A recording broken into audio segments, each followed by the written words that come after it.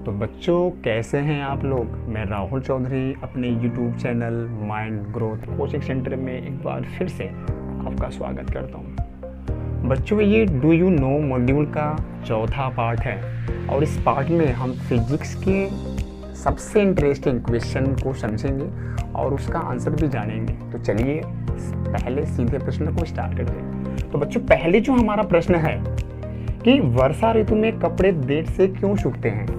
इसका रीजन क्या है कि कपड़े सूखने की प्रक्रिया में सूर्य के प्रकाश का अहम रोल होता है। ठीक, सूर्य के प्रकाश करता क्या कि गीले कपड़ों में मौजूद जल जो होता है उसको वाष्पीकरण कर देता है और वाष्पीकरण होने के बाद जो क्या होता है हमारे कपड़े सूख जाते हैं। लेकिन वर्षा ऋतु में क्या होता है कि वर्षा ऋतु में वातावरण में नमी की मात्रा अधिक होने से वाष्पीकरण की जो दर है वो धीमी हो जाती है, इसलिए कपड़े क्या होते हैं हमारी देरी से सूखते हैं। गर्म हवा ऊपर क्यों उठती है। हवा के गर्म होने पर वो फैलने लगती है, इसके कारण हवा का घनत्व कम हो जाता है और वो हल्की हो जाती है और हवा हल्की होने की वजह से क्या होती है हमेशा ऊपर उठने लगती है। समुद्र नीला क्यों दिखाई देता है। समुद्र के पानी का भी सामान्य पानी की तरह रंगहीन होता है, फिर भी ये नीला दिखाई देता है क्योंकि जब सूर्य के प्रकाश की किरणें समुद्र पर गिरती हैं, विशेषकर उस जगह पर जहां उसका जल गहरा और स्वच्छ होता है, तो वहां से परावर्तित होने के बाद इस प्रकाश में मौजूद 7 रंगों में से केवल नीला रंग ही हमारी आंखों तक पहुंचता है और यही कारण है कि आसमान हमें हमेशा नीला दिखाई देता है। बच्चों अगली जो क्वेश्चन हमारा कि भूकंप क्यों आते हैं, ये बड़ा जनरल क्वेश्चन है, चलिए समझते हैं। तो पृथ्वी के अंदर होने वाले हलचल से उत्पन्न कंपन को ही हम भूकंप कहते हैं। भूकंप आने का मुख्य कारण भूगर्भीय चट्टानों में लचीलापन होने, ज्वालामुखी के फटने और महाद्वीपों के आकर्षण, पृथ्वी के आंतरिक चट्टानों के सिकुड़ने अथवा चट्टानों के आपस में टकराने से उस क्षेत्र विशेष की भूमि में कंपन क्या होती है उत्पन्न हो जाती है और इसे हम क्या बोलते हैं कि भूकंप आ चुका है। वर्षा काल में नमक, पापड़, पुस्तकें आदि नम क्यों हो जाती हैं। ये बड़ा जनरल क्वेश्चन है, हमारे लाइफ में हमेशा होता है। चलिए इसके कारण को समझते हैं। वर्षा काल में वायु में जलवाष्प की मात्रा अधिक होती है। वायु में जलवाष्प की मौजूदगी आर्द्रता कहलाती है। वायु में मौजूद इसी नमी को सोखकर ये वस्तुएं नम हो जाती है। ये कब होता है, केवल बरसातों में होता है। गर्मी में हल्के रंग के कपड़े पहनना क्यों पसंद किया जाता है। चलिए समझते हैं इसके कारण को।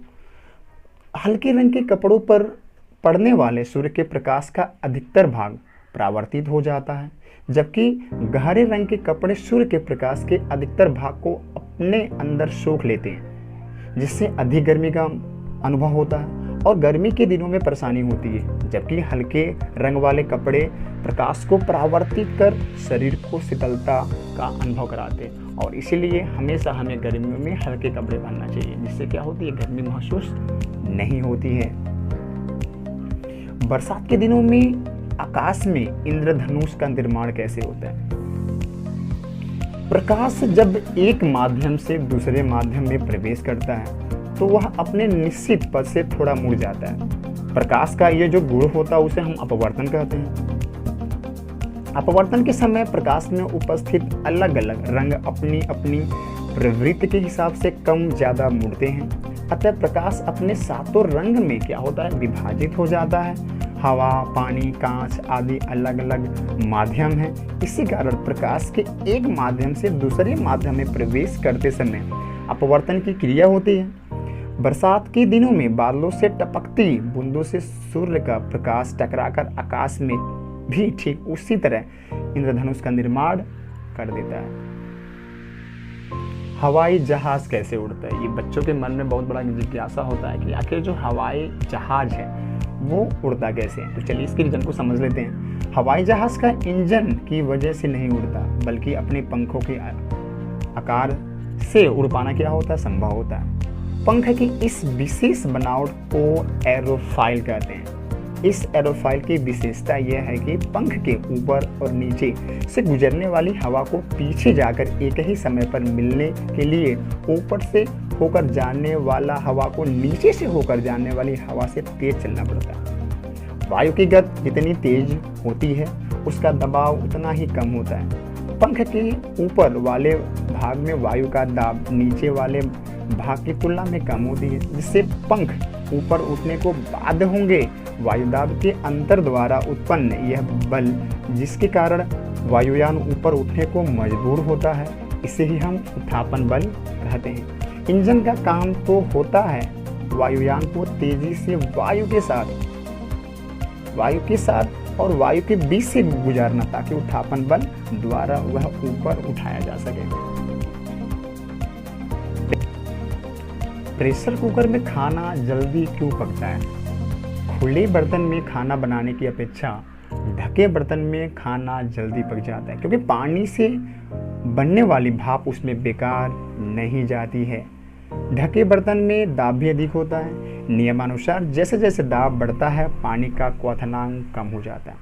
प्रेशर कुकर में दाब अधिक हो जाने के कारण पानी या उसमें पकाए जाने वाले पदार्थों का क्वथनांक घट जाता है, जिससे वो क्या होते हैं, जल्दी पक जाते हैं। जादू का खेल दिखाने वाले नींबू से खून टपकता हुआ दिखाते हैं, आखिर ये संभव कैसे है? तो चलिए समझते हैं। नींबू में सिरिंज द्वारा मेथिल ऑरेंज प्रवेश कराते हैं, जो नींबू में उपस्थित सिट्रिक अम्ल से क्रिया करके लाल बिबनेनाइट रूप में परिवर्तित हो जाता है, जिससे नींबू का रंग लाल हो जाता है और काटने पर लाल रंग का रस प्राप्त होता है। ये बच्चों बड़ी इंपॉर्टेंट है। आपने हम अक्सर देखा होगा मदारी वगैरह में कि जो मदारी है वो नींबू को काट कर उसमें से रंग निकालता है लाल टाइप का। वो क्या बोलता है कि जिसमें खून निकल रहा है, ऐसा कुछ चीज़ नहीं होता। वो करता क्या है कि सिरिंज के द्वारा उसमें एक मेथिल ऑरेंज उसमें डालता है, और वो मेथिल ऑरेंज जो नींबू में उपस्थित है सिट्रिक अम्ल से मिलकर क्या करता है, लाल रंग को बदल देता है, और वो हमें क्या करता है, लाल रंग दिखाता है।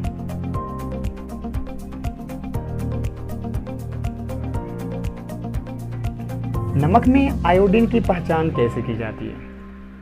आप भी अपने घर पे कर सकते हैं। तो चलिए देखते हैं कैसे करते हैं। डॉक्टर हमें आयोडीन युक्त नमक खाने की सलाह देते हैं। नमक में आयोडीन है या नहीं, इसकी उपस्थिति का पता लगाने के लिए नमक के घोल में स्टार्च डालते हैं। स्टार्च डालने के बाद यदि स्टार्च जो घोल का रंग गाढ़ा नीला हो जाता है तो उसमें आयोडीन उपस्थित है।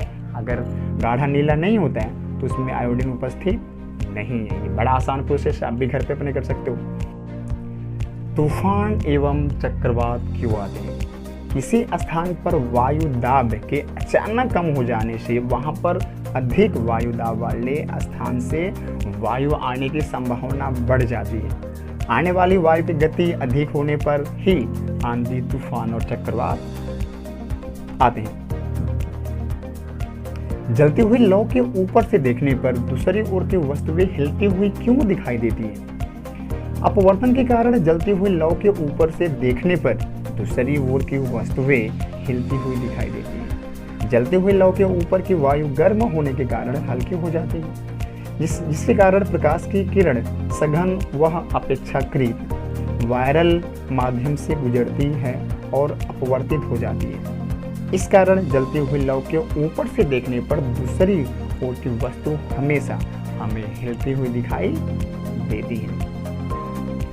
एक जगह खड़े होकर पतंग को एक मामूली से धागे के सहारे इतनी ऊंचाई तक कैसे उड़ा सकते हैं? जब पतंग उड़ती है तो हवा की शक्ति पतंग के सामने की ओर पहुंचती है, इससे उच्च वायु दाब बनता है।